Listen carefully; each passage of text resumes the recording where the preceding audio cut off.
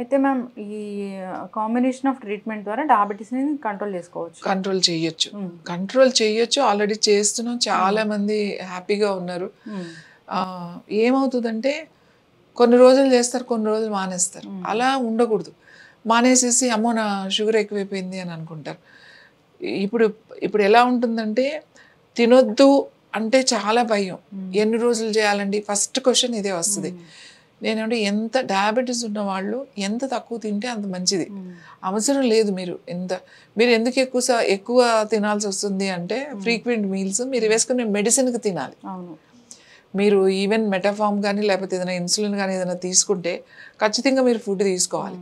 దానికోసం తీసుకుంటున్నారు మీరు అంతే. నేనేమంటాను అంటే మీరు మీల్స్ తగ్గించుకోండి.